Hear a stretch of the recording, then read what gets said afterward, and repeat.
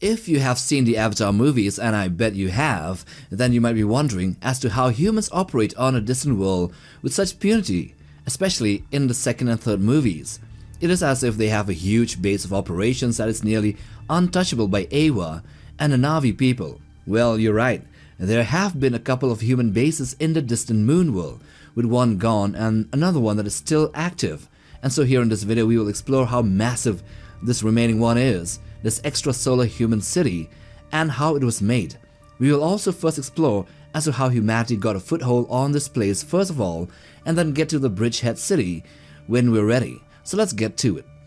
In the setting of Avatar, life on Earth had become very hard and unhealthy because humans have badly damaged their planet.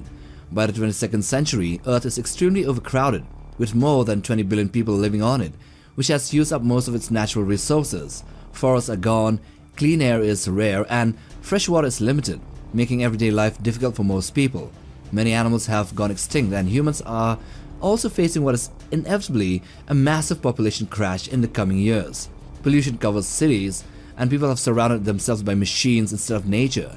Earth has also suffered a global war over resources, which made the energy crisis even worse and left parts of the planet nearly unlivable.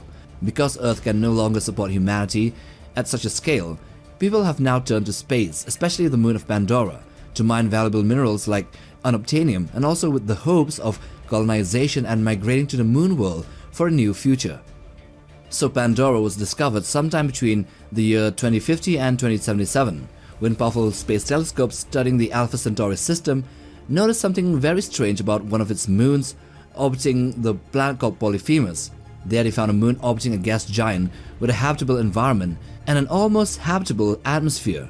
So as technology improved, humans developed huge interstellar ships called the ISVs, or the interstellar vehicles, including the Venture Star and the Bradbury, which could carry people and equipment across the vast distance between Earth and Alpha Centauri, which is around 4.3 light years away.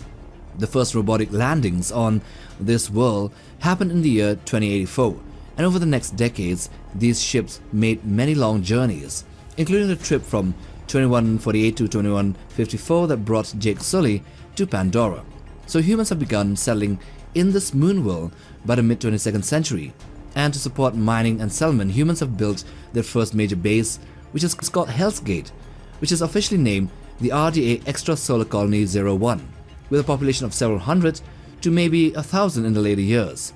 From this base, humans mined and refined unobtainium, but during the First Pandoran War, Hell's Gate was captured by the Omaticaya clan and the human allies who opposed the RDA, and over the years, the environment began to reclaim the base, with trees and vines growing all over the infrastructure, and most of the people there being sent back to Earth.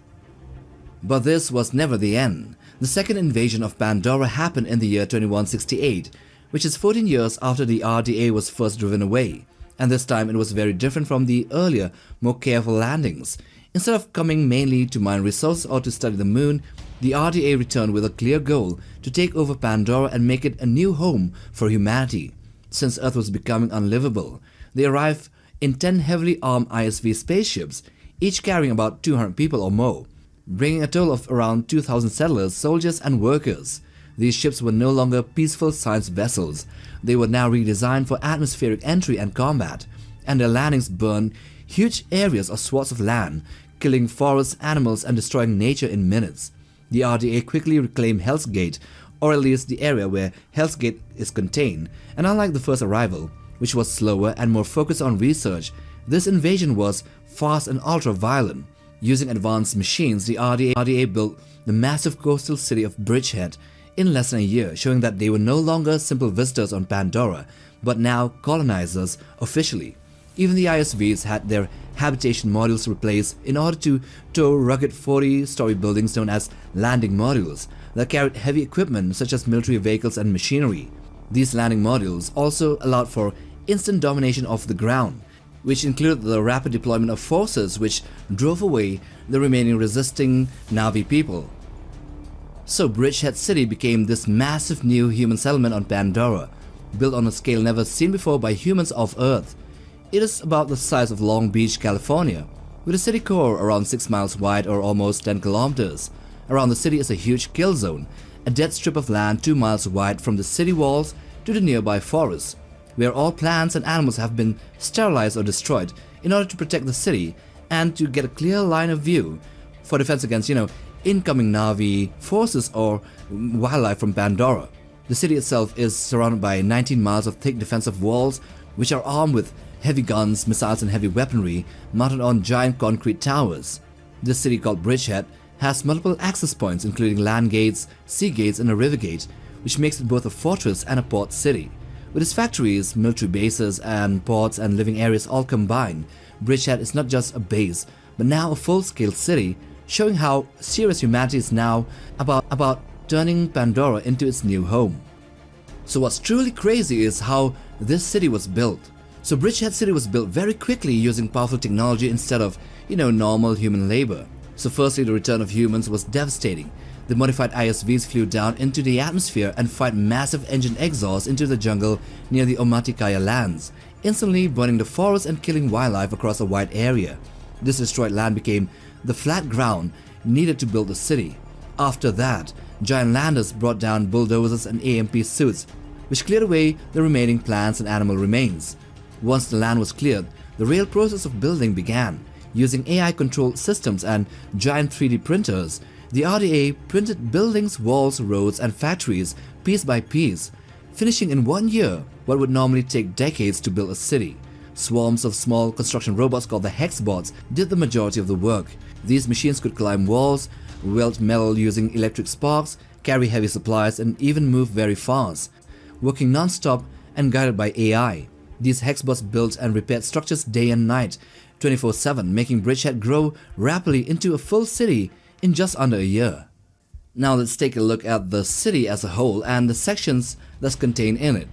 Since Bridgehead was never meant to be a suburban town but a self-sustaining base, the heart of the place was industrial and highly productive. First of all, the city is circular in design, well, at least semicircular when you take into account the terrestrial and the aquatic parts. So the main part was obviously filled with factories and industries in the middle, churning out metal and refining unobtainium in order to export and get more funds for future expansion. Then the city is surrounded by 19 miles or 30 kilometers of concrete defensive walls.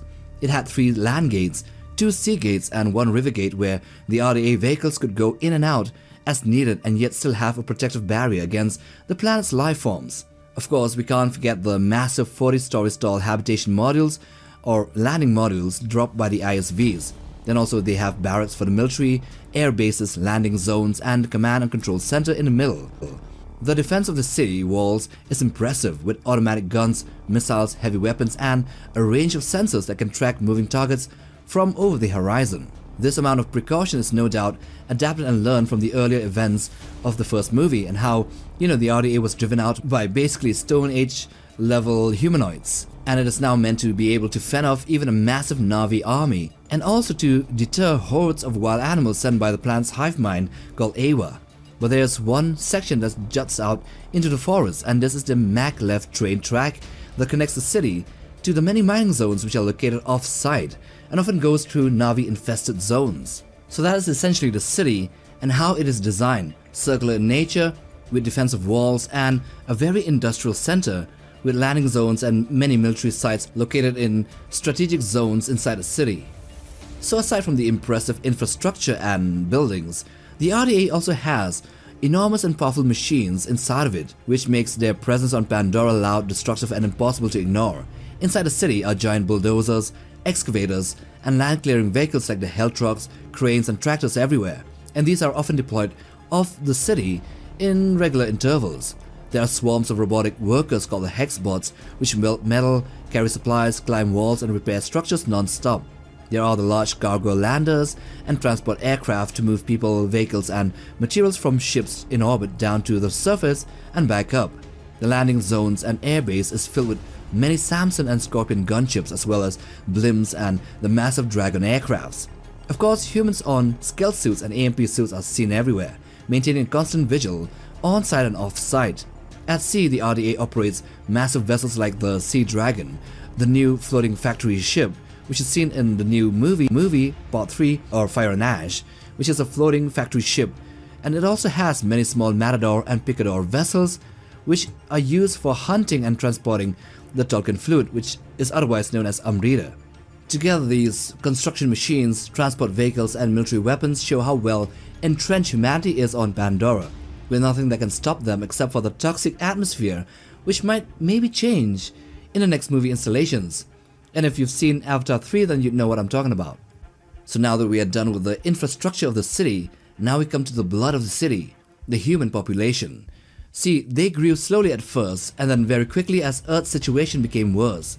In the earliest days of exploration, a single ISV landing mission brought around 200 people, excluding the crew members, which are mostly scientists, engineers, and security staff, whose job was to study Pandora and begin small-scale operations. As mining expanded, humans built their very first major base, Hell's Gate, where the population increased to several hundred, and later up to around 1,000 people, including soldiers, researchers, miners, and support workers. After the humans were forced to leave Pandora in the year 2154, they then returned much later, around 14 years later, with a much larger force. In 2168, 14 years later, during the events shown in Avatar: The Way of Water, the RDA launched a second invasion using 10 ISV spaceships, each carrying about maybe more than 200 people, bringing at least or more than 2,000 humans back to Pandora. These people formed the foundation of a much larger colony centered on the new city of Bridgehead. Although Bridgehead is planned to eventually support a massive population of around 2 million people, the present numbers are far less than that. But then, however, some early concept art shows that the city already has around 42,000 inhabitants, which might make a little bit more sense if you take a look into how huge the city is and its scale, showing that humans now had shifted from outposts to the beginning of a full-scale planetary settlement.